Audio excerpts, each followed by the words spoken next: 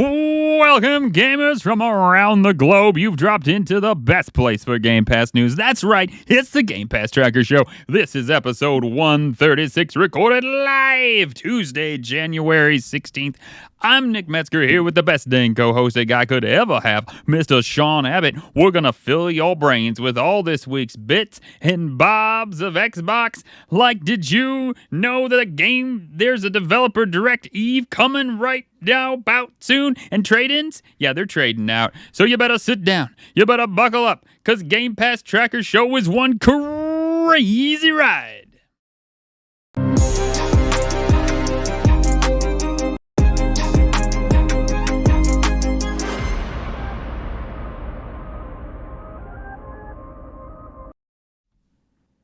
Hello and good evening, everybody. Welcome to today's show. We just want to welcome you to your favorite Xbox Game Pass podcast, the Game Pass Tracker Show. You can find us on pretty much every social networking app that is out there. Just search for @Game Pass Tracker. If you have any thoughts or any questions, don't hesitate to shoot us an email at show@gamepasstracker.com. If you're liking what you're hearing, we'd love to hear that. You can leave us a review on your go-to podcast app of choice, and that really helps us grow and reach more fans like you. And we wouldn't be a Game Pass show, without promoting the Big Daddy itself, Xbox Game Pass. If you love Game Pass, you love our show, and you want to show your support, you can head to the link in the description and sign up to Game Pass within the next 24 hours from the Xbox.com website. You'll not only be supporting us, the Game Pass Tracker Show, you will also be signing up to the best gaming subscription going, Xbox Game Pass. You can sign up to whatever level you desire, be that PC Game Pass if you're a hardcore PC gamer, Core if you're just wanting to get in there for a few little games and your Xbox Gold so you can play online with your friends, or you want to go full hog and have Game Pass Ultimate so you can play the massive library of games that are on there as well as play online with your friends and use the cloud system. Just play your own way. By using the code in the chat or the show notes, you can help us continue to create the awesome content that we love to make for you guys, our amazing fans. And Nick, without much further ado, let's get this show on the road and head into the Game Pass headlines.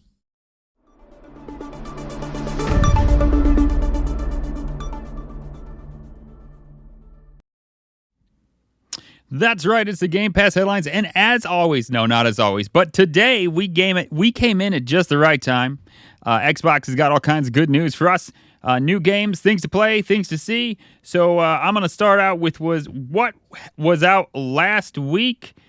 Starting with Assassin's Creed Valhalla.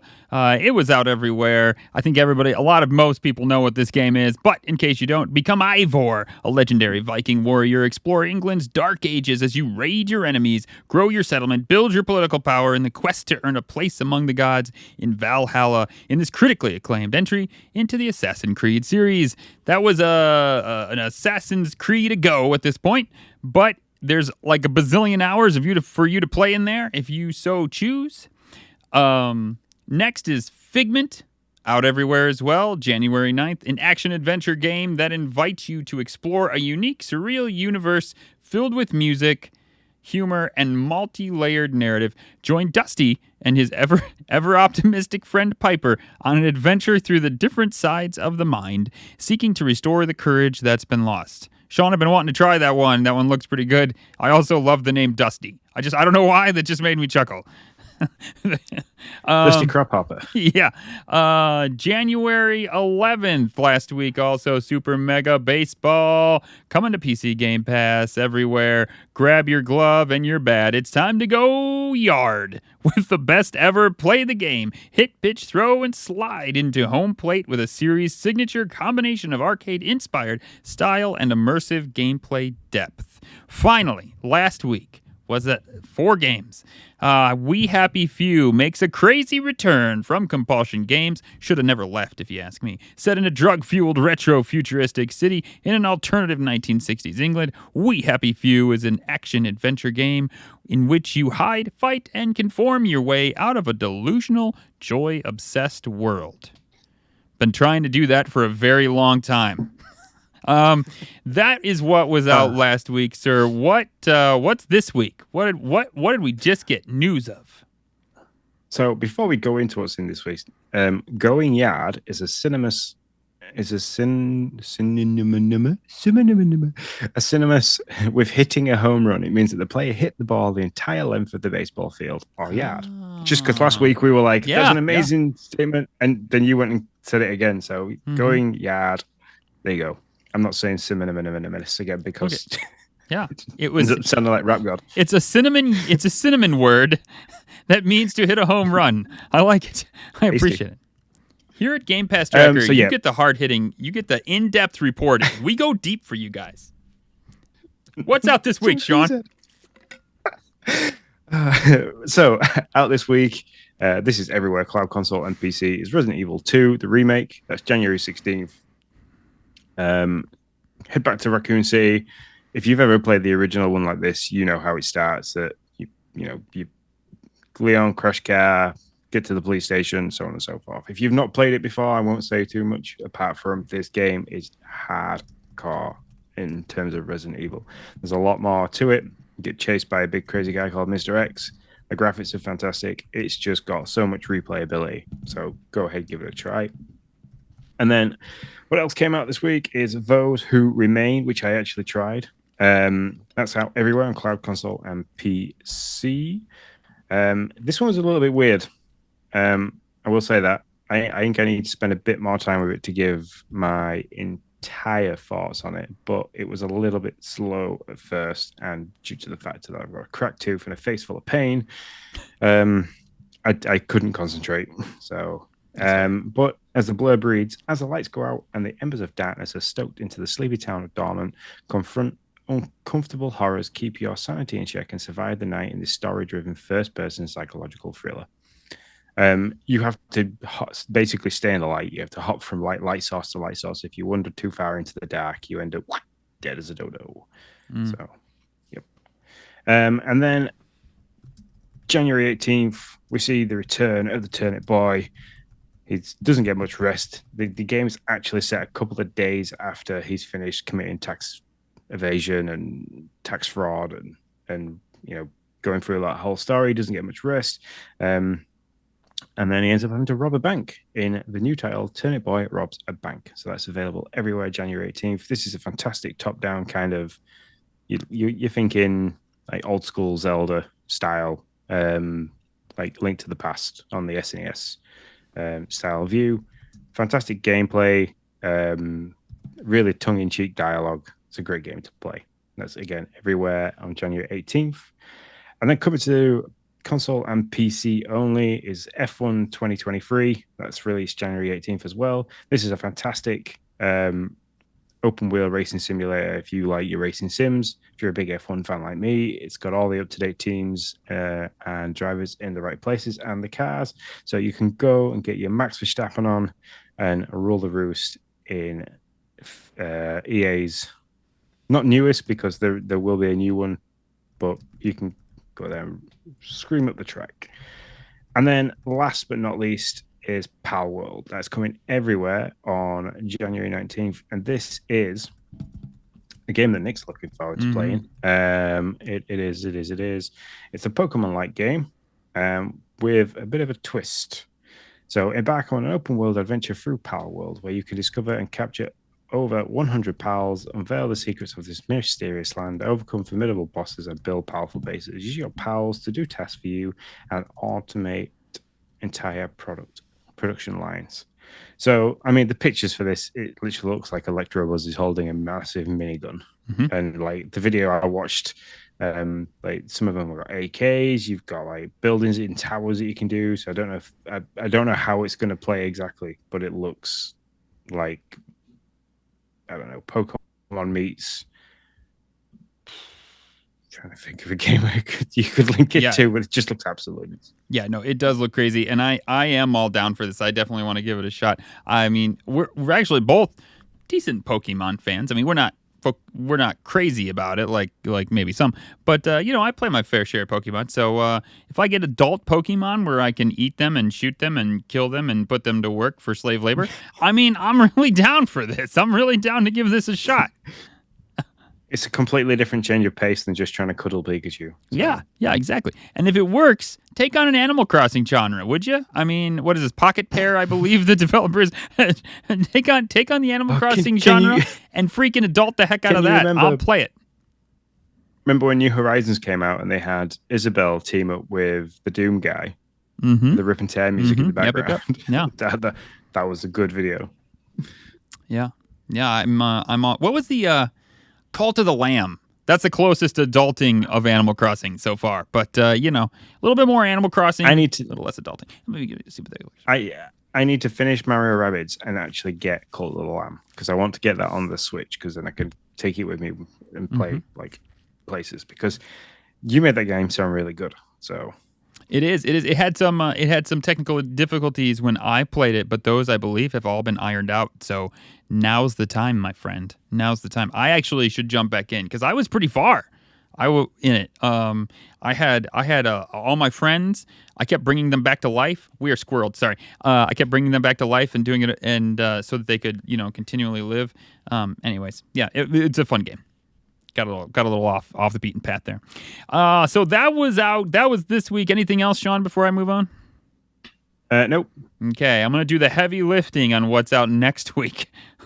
Hope I can do it. Go Mecha Ball, January 25th. It's out everywhere. Available day one with Game Pass. Load up and roll out in this twin-stick shooter with roguelike progression. Blast your way through arcade-style levels using pinball-style physics mixed with an arsenal of devastating weapons. Defeat waves of enemy bots, battle big bosses, and upgrade your mech between runs. So they basically just described roguelike.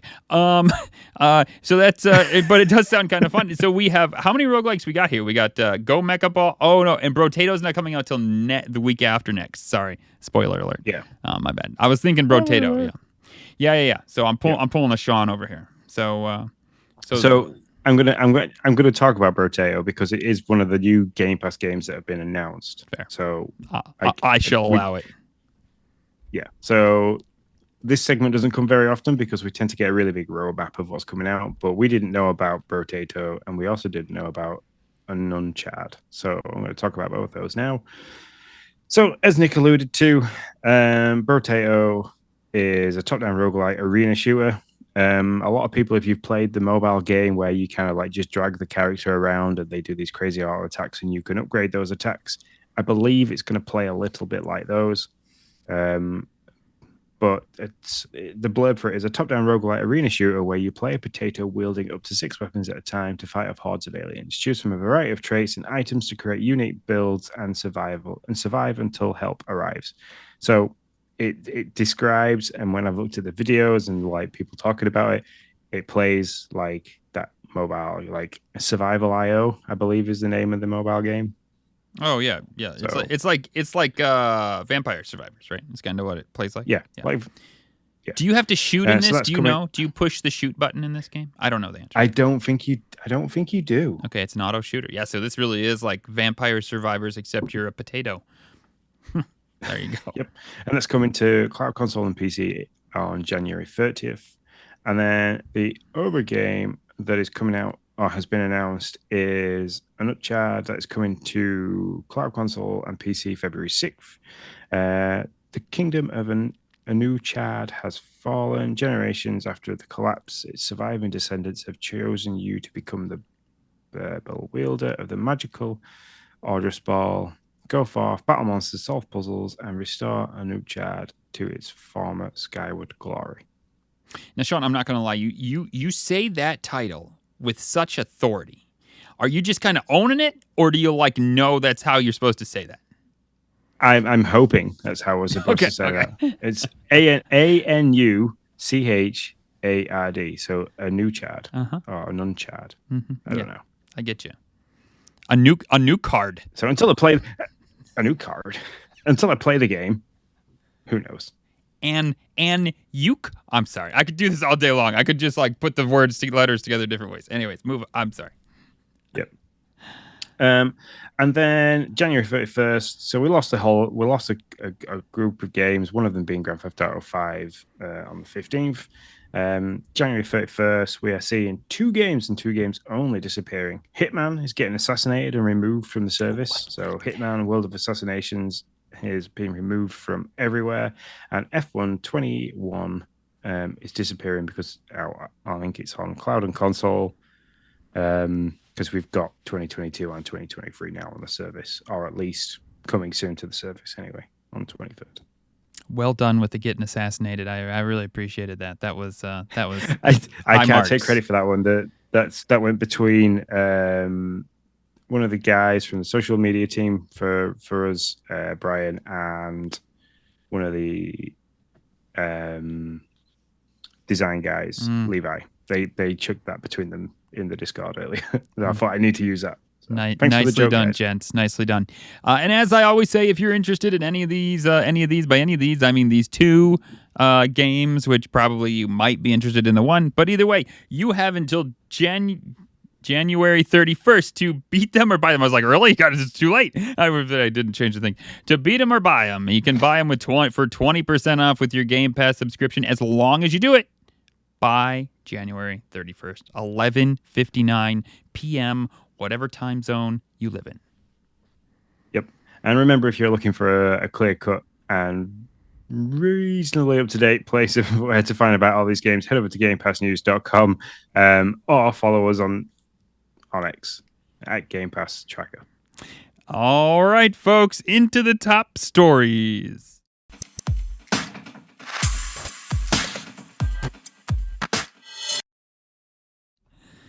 Here we are. I'm sorry. When I say relatively up to date, I mean sometimes we get. That's not it. No. I ran through all that again, Sean. We ran through all that again, and I never went to B-roll. This is the second week in a row. I have done all this work, folks, to put B-roll in to a whole scene, and I just keep totally forgetting to go to it. What the F, man? So before we go into the top stories, usually before we go live, we sit down for like 45 minutes. We talk through things. We discuss like what we want to talk about. There's a lot that goes into behind it. This week, we didn't do that. Nick did. I just sat down and played Fortnite Lego because it's been the only time I've had to sit down and play games, and I actually wanted something to talk about with you guys. So I hopped into a Discord chat with Nick using the Xbox app. Fantastic app, by the way. If you want to use that to talk to your friends, go get that used. It worked seamlessly. Bruce even dropped in for a moment as well and chatted to us. So we had Nick in one place, me in the UK, and Bruce in a different place, all chatting at the same time, which worked really, really well. Nick sat there and he's like, this is the third time I've cut all this B-roll and and I forgot to use it last week and he still forgot to use it this week. I totally did. What the hell is my problem? I have no idea. You would think somebody else was doing the work and I just sloughed off and didn't use their work. No, it's my work and I just didn't use it. And all I gotta do is hit the buttons. They're all on my side. I can do it all. Hey, whatever. I don't know. What, Sean? What do we got for this first top story? Because I don't know what this is. You're gonna have to help me out. So Microsoft dropped a little bit of a boo-boo on the Xbox One website. They, for a brief amount of time, announced something and then retracted it. That the Final Fantasy, was it 14 X1V? Yep, 14 open beta was now available. Lots of people went and tried to find it, couldn't see that it was available anywhere. It wasn't available on the store. It wasn't available on the application.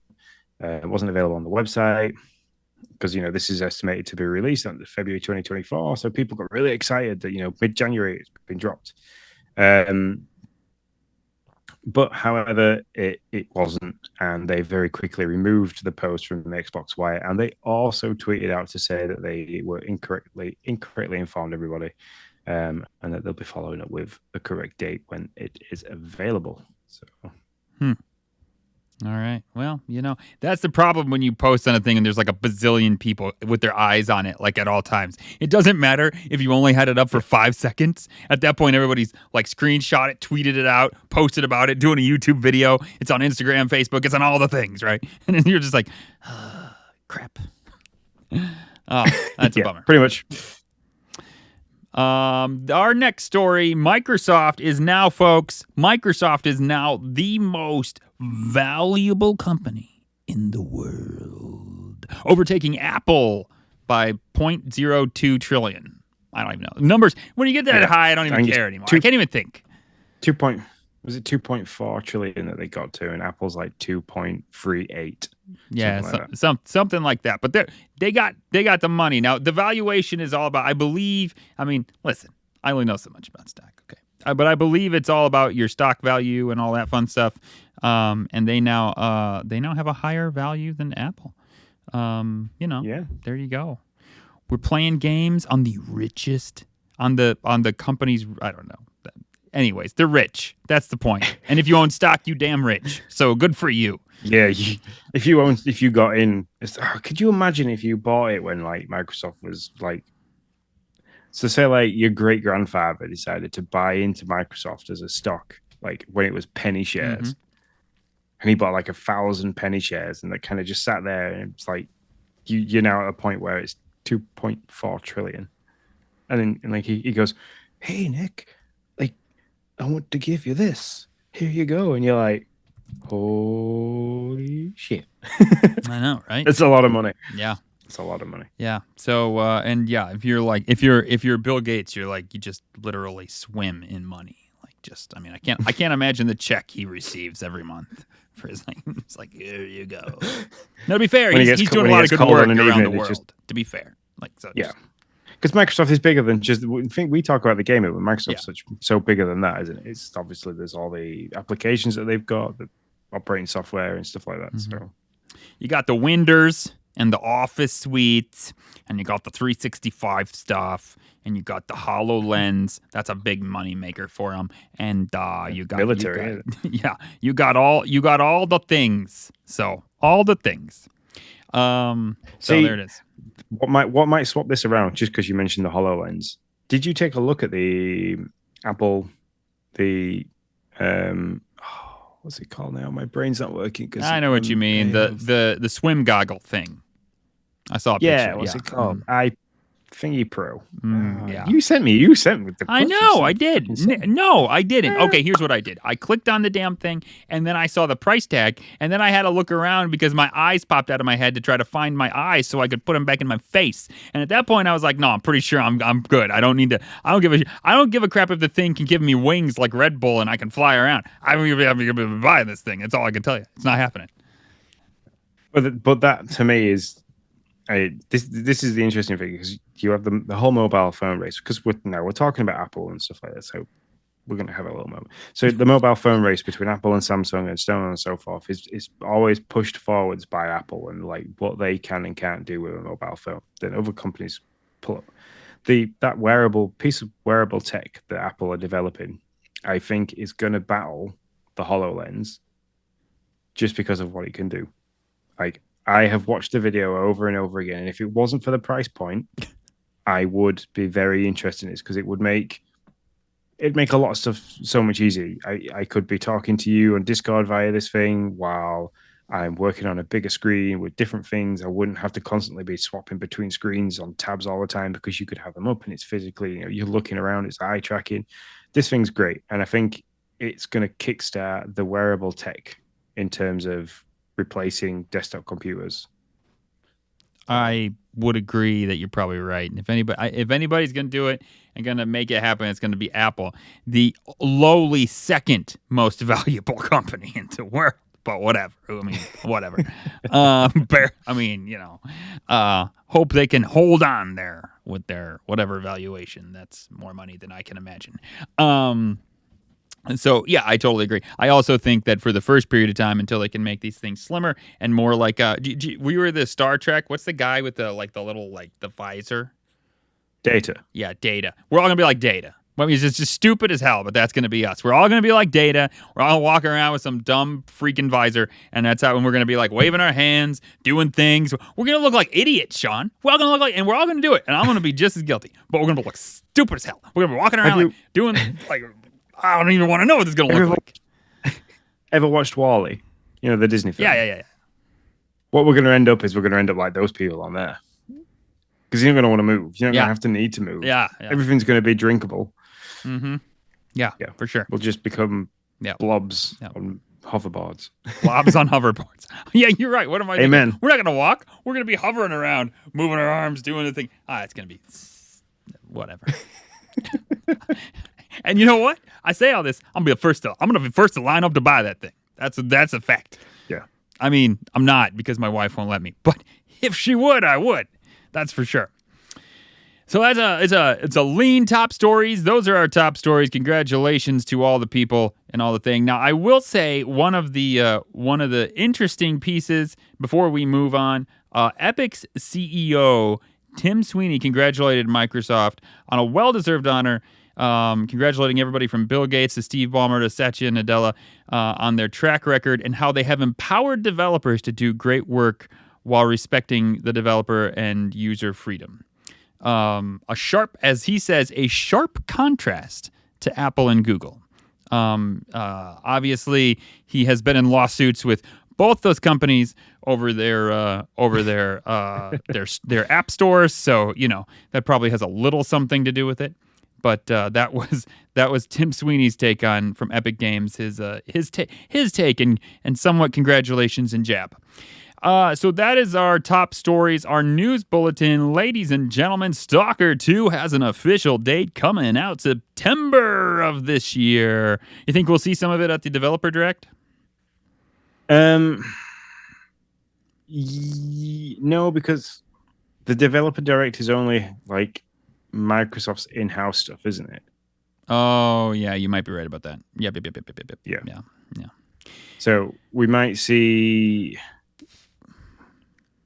September. So we might see something in the not E3 section of the year. Yep. Yeah. Good call. Starfield's biggest update yet is on its way. Not an accurate official date just yet, but it's going to have all kinds of updates that are very important, but none that like really stick out, like nothing like you now have cars or motorcycles or whatever. But there's a bunch of things that are going to be very important to players. Updates contain multiple fixes to quests. Eye of the Storm issues such as unable to dock with the legacy or data transfer not starting, and temples not showing up into the unknown will no longer prevent constellations from exploring the cosmos. So there's all kinds of things. There's other fixes and improvements, stability fixes, shadows and such, and all kinds of. There's a bunch of stuff going on here, but not one thing that you can like hold your hat on. Like the other one where you could eat food right away. Nothing big like that. I'm sorry. That was Thanksgiving as well, so it's been a while since we had a decent sized update for Starfield. That's true. Yeah. Still waiting I for did those see mobility updates. Just while we're talking about Starfield, I saw I'm in a Facebook group for Fallout games, just because I'm a big Fallout fan. Sure. And somebody posted a meme in there, and I don't know if you've ever seen the film Shaun of the Dead. I know of it. Nick Frost and Simon Pegg. I know of it. So there's a scene in the film where they're going through all of Sean's like vinyl record collections because they're throwing them at these two zombies in his garden, and like he's calling him out, and he's going, no, you can't throw that one. No, don't throw that one. But anyway, somebody posted this meme of like Nick Frost and Simon Pegg in the vinyl box, and it's like Fallout. No, don't throw that. Fallout 3. No, don't Fallout. Fallout 4. No, Starfield. Launch it. Just because the Fallout fans, for whatever reason, from Bethesda, the Fallout fans like don't seem to be very appreciative of Starfield, and it was just a funny meme that sprung to mind then while we were talking about Starfield. I like it. So there you go. Hellblade 2 release date rumors, folks, ahead of the developer direct, May 21st. Probably some pretty good rumors, I would imagine. If it's not May 21st, you're gonna find out in 2 days. I hope. I mean, if they show any more of this, I've said it a million times. If they show any more of this game without a date, I don't want anything to do with the developer direct. That's all I can say. And then we get to wish Big Daddy himself, Phil Spencer. We got to wish him a happy birthday on the 12th of January. So.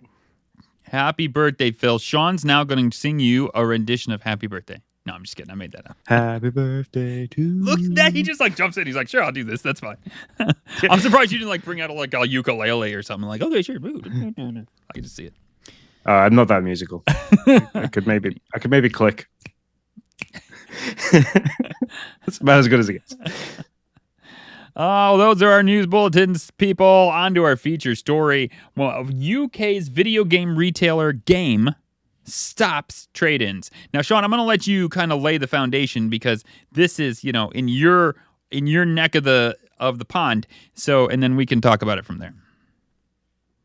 Yeah. So in the UK, we don't have many like high street game retail stores anymore that sells just there for like specifically for games. Like you guys have GameStop, don't you? Mm-hmm.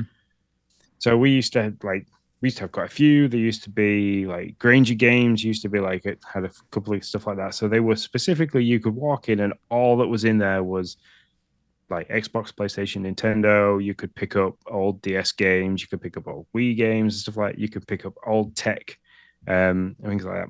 So a lot of these started to shut down, and all that was left really out there on the high street was either standalone ones that people have made themselves. Like there's one near me, and a big shout out to them if they would hear it, called Console Yourself.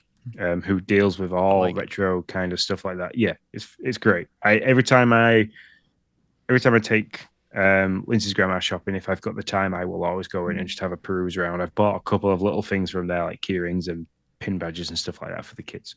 But he does have a really big collection of retro games and stuff like that. It's great to walk in and have all that nostalgia and stuff. So there isn't many high street like chains in the UK. Game being one of them, game.co.uk, and then the other one is Cash Exchange or CEX or Sex as it's known. So they're the two really big ones. CEX is one that you go into and you kind of robbed blind for what you're giving to them because like you could walk in with an X. That's the running joke in this country. You walk in and you've got like an Xbox Series X with 50 games and all the controllers, and they'll turn around and say, well, we can give you 30 pence or £2.50 in store credit. So, but that's a joke. They are pretty good. But Game is pretty awesome for the trade-ins. And it's what I use is when I buy games physically, I usually buy games for the Switch physically. Because the little carts hold their money quite well. Mm-hmm. And then plus the kids can use them in the Switch lights and stuff like that. So like all the Mario games we have physical, all the Zelda games, we all have physical and stuff like that. So what I tend to do is I tend to buy them physical, play them to completion. And then when I'm done with them and I know the kids aren't interested in the games and I'm not going to play it anymore, is I'll take it back to Game. I'll either trade it in and buy a new game there and then, or I'll just trade it in for in-store credit. So like I hold quite a bit of in-store credit. I mean, the last time I looked, I had like £30 in-store credit. Plus I'm an elite member with them as well. So I pay £3 a month. I get extra perks and privileges and stuff like that. So I get a better percentage on my in-game trade-ins and stuff. So for them to say that it's reportedly going to be ceasing, which is February 16th, is really huge because that's going to change how I purchase games. Like it's something I have done for years since I could drive myself to places. I've always gone into Game. I've always traded games in and bought new games, kind of like a recycling kind of thing. So for it to be stopping is just really strange. Yeah. So I went a little bit further in the art. I went a little bit further down the article chain and found Eurogamer. I don't know if they were the first to talk about it, but they had kind of a bit more about the story. So apparently they are in a lot of okay, so here, Eurogamer understands the move has been prompted by growing number of game outlets now located within Sports Direct stores.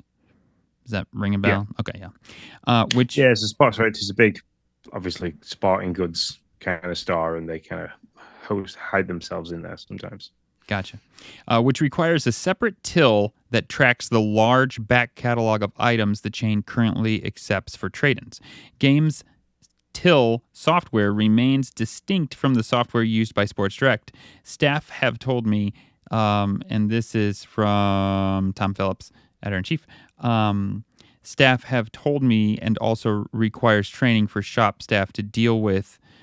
Removing this till would streamline operation further rather than undertake a costly process of merging systems in an age of declining physical game sales. So it sounds like it's two things working here. One, it's just like, hey, listen, we got these two things, and they don't want this one thing to be here. And if it was profitable enough, they probably would merge these into one thing. But they're looking at like, wow, we're probably going to get rid of these trade-ins down the road anyways, and now seems like the most opportune time because we don't want to have to spend the money it would take to make this work. So it's interesting.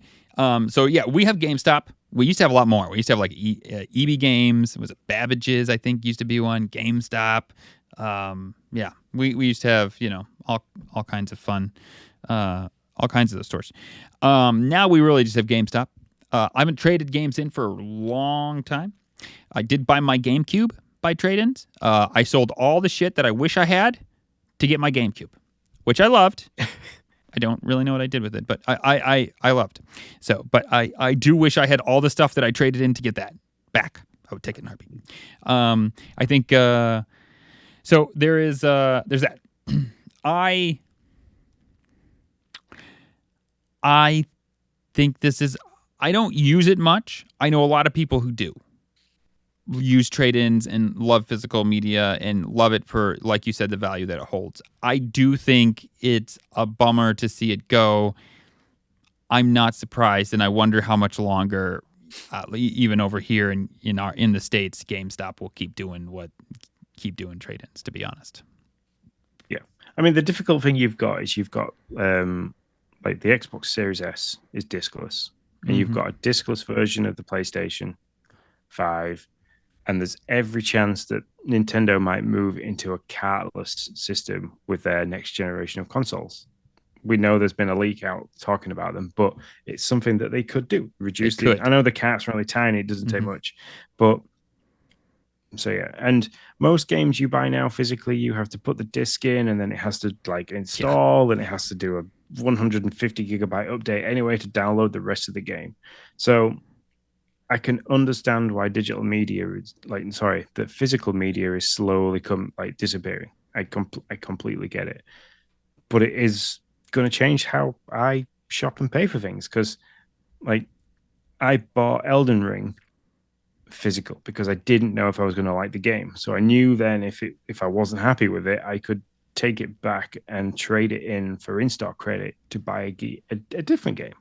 I mean, 9 times out of 10, the in-stock credit I have usually gets used by Logan, buying soft toys and stuff like that. Because that's the other thing. Games sell lots of like game-style plushies. They sell like board games and stuff like that as well. Yeah, same as over here. We all the GameStop's the same way. The Funko Pops and all the things like you're talking about.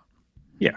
So like I don't mind doing that. If we go out to a shopping center for the day and stuff and walking around, and Logan's kind of like, he hates doing that kind of thing unless he knows he's getting something out of it. So like if there's a game, I'll always say to Lindsay, say, hey, look, while you go have a look in there, I'll take him into game and like I'll let him pick something. I've got some in-stock credits. So it's not really costing us anything. But like he feels like he's getting something. So like it's a bit of a reward for him and he likes it. But yeah, it's gonna change. Like I've done it for years. Like I used to use the local Granger Games in town because I didn't have to travel as far. So like, and then once that shut down because high street stores are closing down, there's a lot of like overhead costs to running a high street store, and most of them are franchised. So somebody has to pay for the store themselves. They just have the logo above the door, kind of thing. So you've got like, your heating bill, electric bill, stuff like that to think about, and security costs, rent on the property, and bits and pieces like plus your insurance things. So I can understand why high street stores close down. I can understand why Game are locating themselves within Sports Direct because they can split that cost. I think the owner of the two companies are the same, which is why they're moving into those stores. I'm not 100% certain. But yeah, it's a huge thing. I'm saddened because I know what will happen. I know that the trade-ins will stop. So people will stop going in there and making the impulsive buys.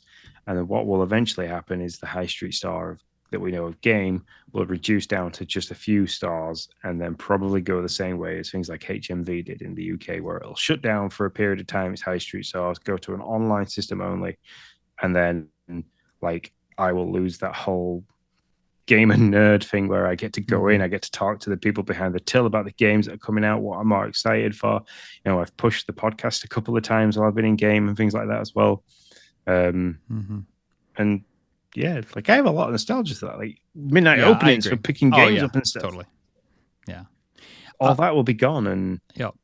So it's a bad thing for consumers. I mean that's if trade-ins are still around, and I don't know the metrics, but if trade-ins are still around, those consumers that do use it, it'll still be there. I will say when I go into GameStop and I look at the used section, man, that deal is not great. Like I'm expecting to save like 30%, and sometimes I'm lucky if I'm saving 10, to be honest. Like the game's 70 and they've got it posted for like 63 or 65 because it's used. But those are the newer games. But still, it's a bummer for the consumer if the trade-ins leave, and that makes the company leave as a whole. That's a real bummer. Because to be honest, as you said, then they go to a online only, and buying consoles and hot software online is a shit show right now. I mean, it just is. Everybody, all the scalpers are using the bots, and they get the stuff, and by the time you hit the refresh button, it's been 10 seconds, you go to buy it, and the thing's like, I sold out. And it's just like, how is this? How? And so it's like, man, I would not have gotten S on launch day if it wasn't for GameStop, because I was there, right here, ready to do it. And I did exactly that. And I never even got an Xbox S or X in my cart. They were sold out that fast. And so then I called my GameStop, and they were like, yeah, we got an S. That's all we got left. And I was like, I'm coming. And so I went and I pre-ordered. It wasn't like it was the pre-order day. I ran over there and got my pre-order for the S. And yeah, I mean, so I think a lot of people lose out if those companies do go away, or just go online only. Now, as that said, is it better for developers? Publishers? They're not going to worry about the trade market anymore. I mean, that seems like a big win for them. Yeah, and the other thing as well is you're going to see things like people who are collectors. They're going to suffer a little bit because that's one less place for you to go and buy, or if you've... Like, I know if there's a game that I want, and I always go in and have a look around because I want like a GameCube. I'm after a GameCube because there's like Metroid games I want to go back and play. There's other Nintendo games that I want to go back and play. So like I'm always on the look for a decent GameCube deal. Now, if that store disappears, the ability to buy secondhand consoles becomes more difficult because they go through and they do all the checks. If I'm going to buy this off like Facebook Marketplace kind of thing, somebody could be telling me, oh yeah, this all works, and you get it home and it doesn't, or the game's scrapped or something like that. Mm-hmm. I then have to then go back to looking on Facebook Marketplace and eBay and things like that for purchasing a game, and then you've got to hope that game is going to be in good condition when it comes. Where like in there they used to run like the discs through the cleaning machine and stuff. So like the discs always used to work, and they have to test them. And if it doesn't work, they'll turn around and say, it's no good. We can't take this kind of thing. Mm-hmm. So yeah, I'm genuinely just a little bit worried, a little bit saddened as well, because I hate seeing high street stores disappear. I can completely understand why it's happening because, Amazon, and things like that. But for gaming, we are kind of spearheading very quickly into a digital media only kind of thing. Mm-hmm. So, yeah, I would agree. I also, as I started to think about this, I wondered how much, so, I mean, this might be a dumb question. I know you have Facebook, but do you guys have Facebook Marketplace over there? Yeah, so do you not have that? No, we do. I just wanted to make sure before I started to talk about something that we were on the same page. Yeah. Okay. I think that's where I bought I bought Logan's Switch from there. I paid Gotcha. £100 for a Switch Lite. Yeah, so that's my point. So like I also wondered a little bit if that isn't eating into that trade-in market, right? Because like I said, if I go online, if I go to GameStop right now, I'm not going to get a super awesome deal on a brand new, like on a used video game that's only maybe like 2 weeks, a month old. Like I look at that and I'm kind of like, I mean, I could save maybe $10, maybe a little bit less than that, or I can just buy new. Like, I mean, what are we talking about here? Or I can go on to Facebook Marketplace and probably get a better deal. And it kind of helps both sides, really. Now, the problem is, I love you people. Most of you are wonderful. But some people out there are not. And Facebook, and that's what like the what you deal with in Facebook Marketplace is like, well, now you are on the front line. You're at the counter, and now you got to deal with that person and hope that they're honest and you get what they say you're gonna get. I've seen so many funny videos of people like when they're trying to sell something on the Facebook Marketplace, and they'll have this drill, and like they like people dress up as different. It's the same guy who's making the video, but he'll dress up in different outfits, and he'll like poke his head and say, "Is it still for sale?" Yep. And then like that person disappears, and like somebody comes and offers him like £2.50. It's like, you end up. I can't be polite, so I can't say anymore. But you end up dealing with humans. Yeah. And so many times I've made a trip to McDonald's to like pick something up or to drop something off, only to be left there drinking my tea with nobody showing. Like it's just like, so I'm just like, if you didn't want it, then just tell me. Or if you didn't have to be like, you know what, I'm not going to sell it. That's fine. Like, just tell me. Don't make me drive all the way here for no reason. So that's the other side of it. But I do wonder if Facebook Marketplace and all those, there's others out there too that do somewhat similar. Yeah, them new. Yeah, my wife uses Mercari. I think that's something similar to that. I think. Yeah. It might be a little bit different. I know there's lots of clothing ones. I just can't remember the names of them. Yeah. So I wonder if those are somewhat playing into the trade-in market too, because now there's another place you can go, easy, kind of market your stuff to a whole bunch of people. So that's where actually we sell most of the things.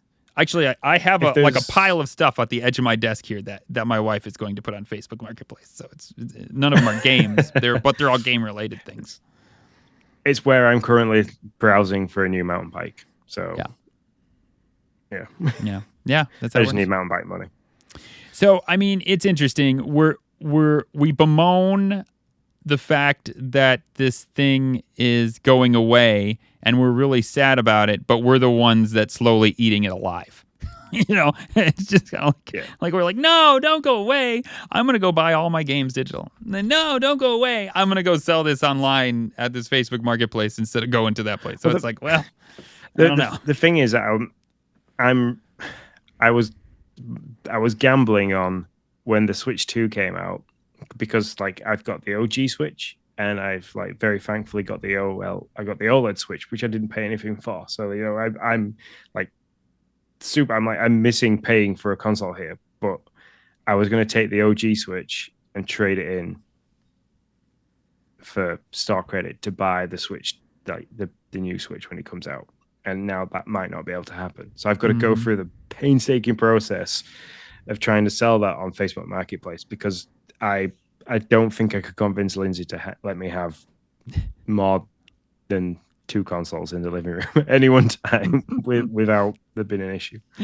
I mean, we already have 4 Switches in the house, so. I hear you. It's an interesting process. It'll be interesting to see how it rolls out. You're seeing it over there. It'll be interesting to see if we start seeing it over here as well. Anything else before we move on to the dashboard? No, let's go and talk about that really awesome game that we've both been playing lots of. Let's do it.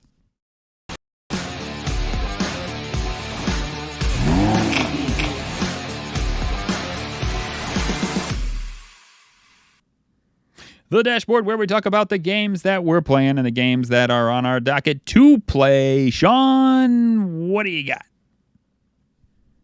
So, as I said at the beginning of the podcast when we were in the Game Pass headlines, I have played Those Who Remain. Very well made game for an indie game. It's very dark, very mysterious, a little bit slow in terms of moving around. You don't have many buttons to press, so you have a button for running, you have a button for interacting with stuff, and you can pick items up and then throw them.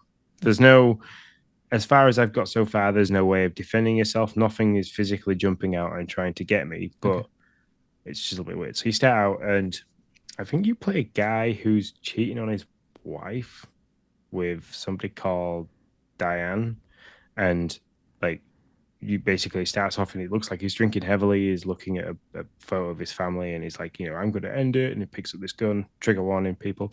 And then he gets a text message from his mistress saying, "I'm at the motel, usual place. Meet me tonight." So it cuts to you driving to the motel. You get there and you walk into the reception area, and there's nobody there, and you've kind of got to piece together like which room she's in. And you do that by looking on the counter, and you can see like the check-in book and stuff like that. So you do that, and then like the door's locked, so you've got to try and find the key. So then like you go back into the reception area, and she's left you a note somewhere saying, I put the key in the usual place under the mat. So you pick it up, walk into the room, and she's not there. Like she's left the shower running, she's not there. So as you walk into the bathroom and notice that there's nobody in the room at all, but the shower's running, the phone rings. You go around the corner, you pick up the phone, and there's a little girl's voice that goes, "Stay in the light," and then it hangs up. And then like you go outside, and somebody's stolen your car and driven off down the road. So you set off running down the road after them, and as you're getting closer and closer to like the darkness coming down the road, some guy shouts you like, "Hey, help me out! This spotlight's not working," and then all of a sudden he falls and just disappears, and all the lights go out apart from one spotlight. And it's at this point then where you can see like ghostly figures with just like the lights of their eyes in the distance. And whenever you run in too far into the darkness, the screen starts to go blurry. And if you stay in that situation for a little bit longer, or you go a bit further, you end up dead. Okay, well. So I got all the way through to a little farmhouse area. I was struggling to find the key that I needed to unlock this door to get a fuse to power the generator. My head was banging because of my tooth, and I kind of was just I wanted to come away from it because it was taking too much thinking process for me to do to say I was tired and in pain. So I stopped playing it. I know this is an old game, so somebody already knows it. I don't actually know if this is it. I'm just gonna conjecture that it's all the wife. I really thought that was like the horror of this is the fact that he's cheating on his wife, and his wife's gonna come and take him out. I mean, that's what I'm just saying. That would be what happened if that would be happening to me. I'd be like, Sean, my wife took me out. No, that sounds like a game that's not for me. Yeah. The premise of it all and the puzzle side of it and the suspense kind of stuff is really all there for me. It was just, it's been a long day. I didn't get much sleep last night because I woke up early in the early hours because my face felt like somebody had took an ice pick to it. So I kind of I was just tired. Listen, I need to readdress the game. Let's pause for a second here, okay? Let's just take a pause. All right, listen, everybody needs to understand, Sean is having tooth issues. Sean knew that I was about to have tooth issues on Thursday, and he was like, hell no, he's not having tooth issues unless I do too. And so he decided he would have a tooth issue too. I'm about to get some teeth pulled, okay? So he was doing that, and so now he feels better. We have this like symbiosis pain thing. So now we're on track. I currently don't have any pain, but I will in like 48 hours. So there you go. So now we're filled in when he's talked about his face hurts and everything. Now you know what he's been talking about this time. Yeah, just weirdly, I don't know. I've been doing it for a few weeks. I don't know why, but I'm clenching my teeth in my sleep, and I've clenched my teeth together that hard that it's cracked one of my teeth. You need a mouth guard. A retainer. Yeah, a mouth guard. Yeah, a retainer. I don't know what you call it. Don't ask me. That's going to sound lovely while I'm sleeping. Poor Lindsay. So. Man, it sucks to get old, people. Enjoy life. Fucking does. Jeez. So, coming away from the dark and the mysterious of those who remain, I thought, you know what? Nick's been going on about this Fortnite Lego. And I've kind of been talking to one of the dads on the school run about it because his son He's big into all the different Lego games. So I kind of said to him, hey, look, Fortnite's free to play. You know, if he likes Minecraft and he likes Lego, he'll probably like this. I haven't tried it yet to see like how kid friendly and easy it is to figure out. So I said I would give it a go. So I fired up Fortnite, got distracted by the main stage event. So did a little bit of Guitar Hero and stuff, which was really difficult. I couldn't make my brain think about pressing X, B, and left and right on the D-pad. It didn't feel natural. I'm used to when I'm like looking at that scrolling board for hitting notes. I'm used to the guitar, so like you could do, you know, my brain could tell my fingers to do this, not figure it out. And I was trying to use the pedals too much on the back of the controller, and I wasn't getting anywhere with it. So I gave that up as a bad job. Tried the rocket racing. Absolutely love the rocket racing. That's a lot of fun. Arcade madness. Drifting for power up, like boosts and stuff like that. PvP with up to 11 people. Just good fun. Really good fun. Good music. They've took Rocket League cars because it's all epic. They've took the Rocket League cars and the physics in terms of like being able to keep the car in the air and dodge left and right and stuff like that. Great fun. Absolutely loved it. So played that for a little bit, and then I fired up Fortnite Lego, and I can see why you and Noah have absolutely fallen in love with this game, and I can't wait to introduce Logan to it. It's great. It's good fun. That they have licensed with Lego really well, and there isn't much that relates it to Fortnite other than that people have rifted in, and the graphics of the landscape. And then when you're hitting things and stuff like that and breaking them down, and the hit points coming up is all Fortnite. And it has the blue, right? That's a Fortnite thing too. When it cracks, it's got the blue in it. Yeah. That's what I thought. Yeah. But the rest of it is all Lego. It's great. It's I struggled to pull myself away from it this evening. So yeah, it's a really well thought out like survival crafty game. If you've been listening to this, you know I've been playing Minecraft like crazy. We were kind of getting a little tired of that. Somebody got me into this Fortnite Lego, and man, it is a whole lot of Lego, and like Sean said, very little Fortnite. But it's well thought out on how it builds on top of each other. How you have to, you upgrade one item to get you something to upgrade the next item, and it kind of ladders up just like you would expect. The combat to me is way better than Minecraft. It feels real good.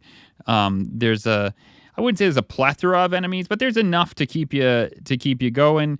It's fun to go look for the stuff. The map system, kudos to the map system. You can make pins. You can make map pins and place them all over the map and give them little symbols so that your team can know. Real easy to hop in and out. If you're wondering about kiddos, go listen to our last episode. We talked all about it.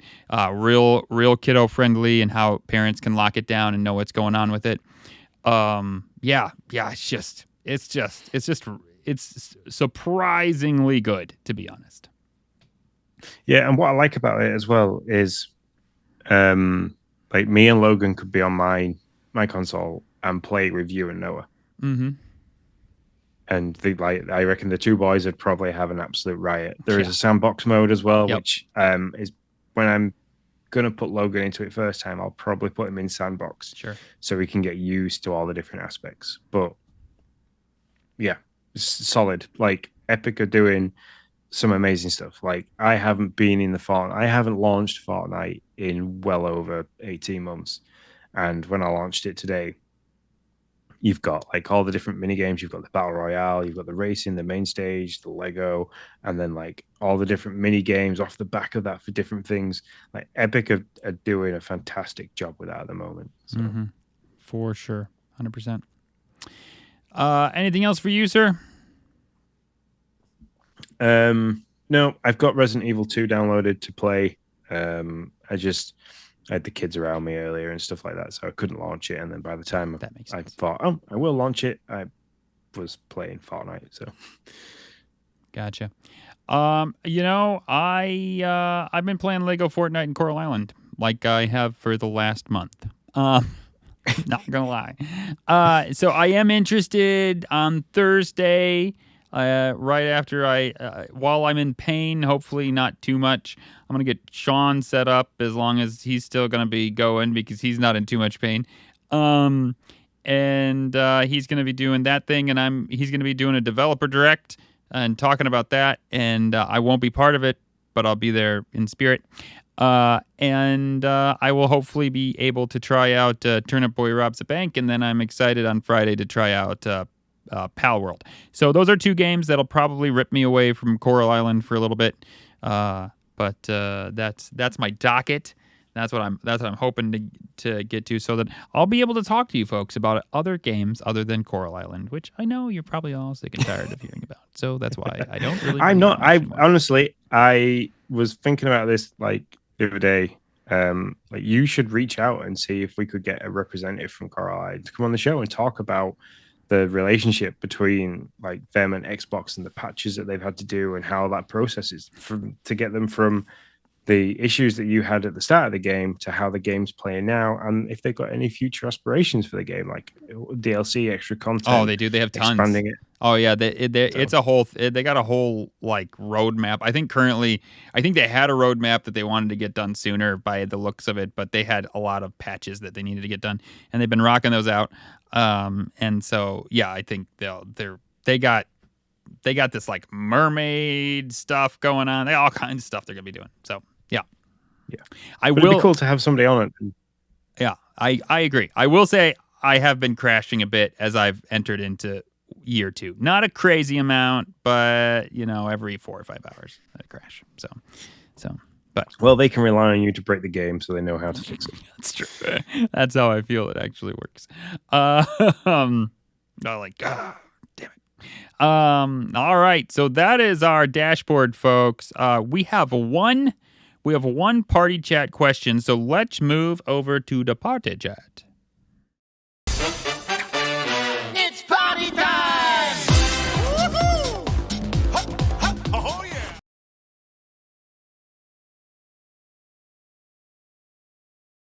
I think it was broken last time too. I gotta figure out the party chat button.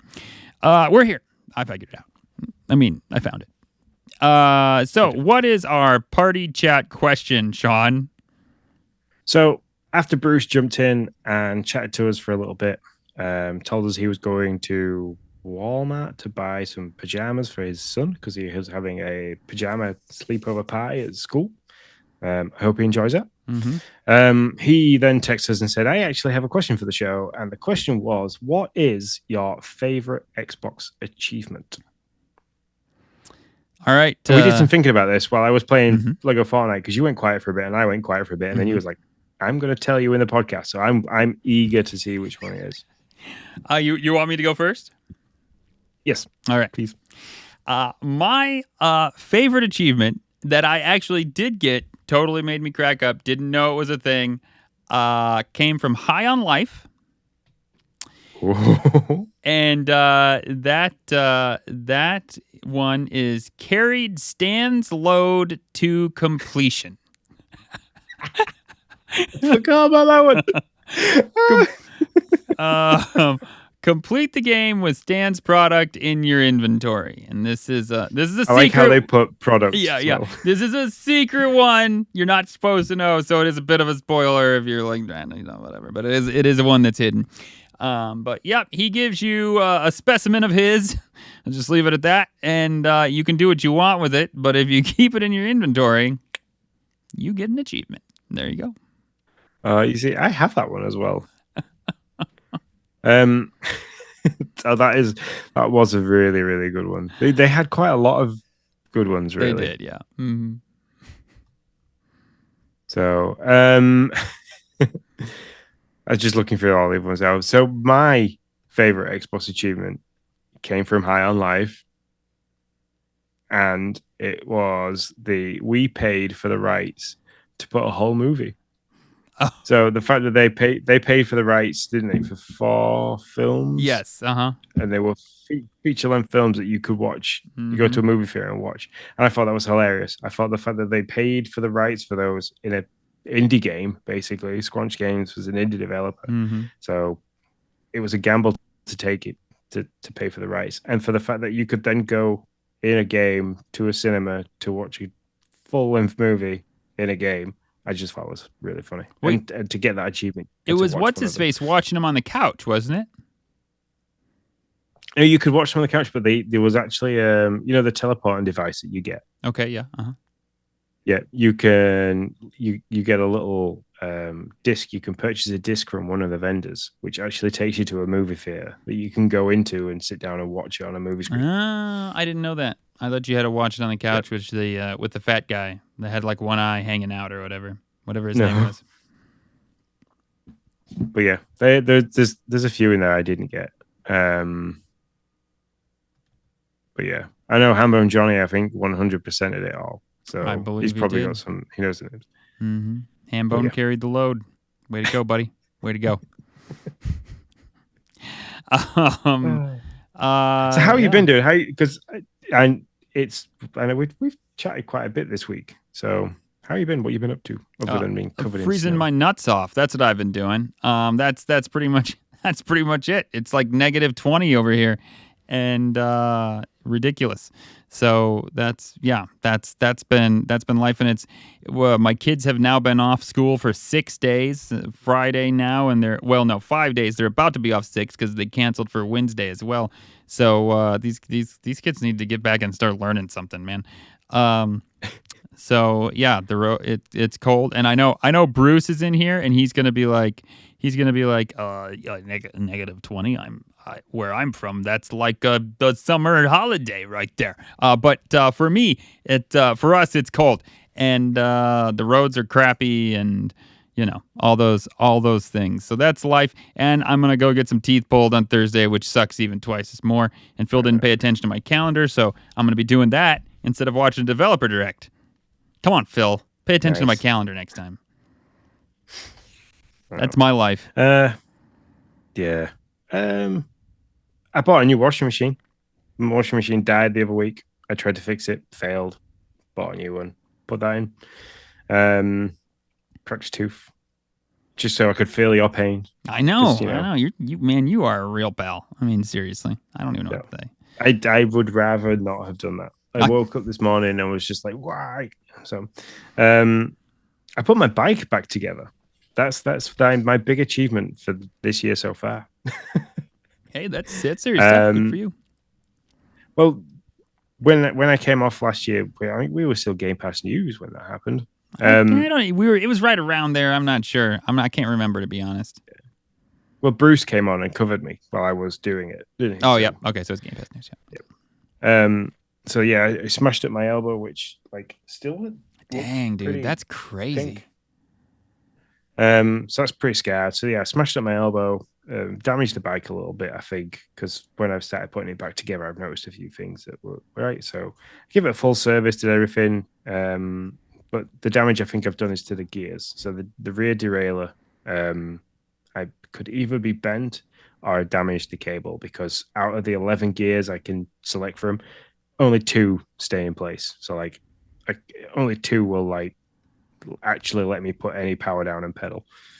So luckily, though, one of the guys on shift has said if I bring it into work, we have a quiet period, that he'll try and have a look at it. So Nice. Fingers crossed. Bruce says your bike is back together, but are you? No, not yet. And that's the other thing. Is there's part of me being like, I fell out with it because I fell off and hurt myself, and that's took a bit of time to get over. Like, my wrist is finally back and put full pressure on my wrist properly. My elbow is healed. My knees are still scarred and stuff like that too. But I think there's been a bit of a mental recovery in terms of Sure. And Lewis, the guy that I work with, he's been alluding to this. He's been saying you're putting off getting on your bike because you're worried. It's like, the next time we go riding and there's jumps, you're going to be like, mental block, and be really scared of it. So yeah, I mean that's fair, man. I mean, I don't know. I'd be in that boat. I get it. So I need to go and conquer my fears. So that's why I've rebuilt it. I've put it back together. I cleaned it today. It looks nice and shiny and green. So nice. That and all the money that I had saved up to buy a bike has gone on a washing machine. So also, Bruce has got a new 4K TV. So there's that. Ooh. Yeah, good on him. We're playing all the games in full fancy HD then. Yeah, exactly. Awesome. The only other thing I'll say before we pop off here is I got a real look. What you showed me for a washer, is that a usual residential UK washer? Like, is that what you're? Is that? Yeah, well, yes, Because that yes thing's and awesome. no. Sometimes Okay. sometimes they look prettier than this. This is the thing, is that it's an integrated one, so it's got the holes at the front of the machine, so you can bolt like a cupboard door, like a normal kitchen cupboard door on, so it kind of hides it away. But usually they're a lot prettier than that. I mean, if you want to go down into talking about it, my brother-in-law has a washing machine, which there's like a feature on it, which I thought was fucking awesome. So like you bundle all your clothes up and stuff like that, and you always walk to the washing machine to put it in, and like totally. you occasionally drop that one sock, Oh, definitely. and you can't, like, you've set it go into like the whole lock sequence comes on, and it's a pain in the ass to turn it off. This has a hatch on the front that, like, you just press a button, you can open the hatch while the washing machine is turning and put the sock straight in. That is. That is pretty cool. He let me borrow it. I went around to his and he let me do a bit of washing, because obviously having 3 kids, I was seriously climbing up some. Hey, good night, Bruce. Adios. Hi, Bruce.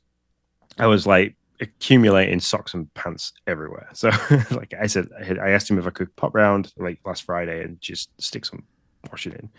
I had a couple of phone calls to make and some bits and pieces to do in terms of like the last bits of editing for the podcast. So I sat on his kitchen table, I did this, and like I dropped a sock, and I was like, oh crap, Rob, I've dropped a sock. How do you stop your washing machine sock? And he's like, no, you don't have to do that. And he was really like he was presenting something that was absolutely amazing to me as he did this. And I'm like, as we are both very domesticated males when it comes to this. Well, I was looking at it in all shock and awe. I was like, oh, that's amazing. But just as a public service announcement, Bill, this is what happens when you get older. You get excited by washing machines. Yeah, welcome to adulthood. That is 100%. That is 100% true. But no, I'm very happy with our purchase. We've gone from a 7 kilo drum to a 9 kilo drum. So the drum's bigger. It's an inverted motor, so it's quieter, spins a bit faster, uses less water, consumes less electricity. So I'm happy. It's a good purchase. Yeah, it sounds like it. Oh. Well, all right, sir. Are you ready to call it a night? Yeah, I'll take us onto the spin cycle and take us out. I love it. So, yep. Oh, God, that was such a bad joke. Anyway, you can find me personally and Nick personally on X. Nick is Nick10DOH, and I am Sean _Abbott. You can find the Game Pass Tracker show absolutely anywhere you can find a podcast, and you can find their Twitter account for Game Pass Tracker at Game Pass Tracker. You can email us at show@gamepasstracker.com. Be sure to use the link in the description and in the chat to get hold of your Xbox Game Pass subscription. Helps us. Means we can make more great content, and we can rely on things like that, the income, things like that, to do great giveaways further on down the line as well. Thanks very much from myself. Thanks very much from Nick. Thank you, Bruce, for jumping in the chat. And everybody, until next week, we shall see you later. See you later, guys.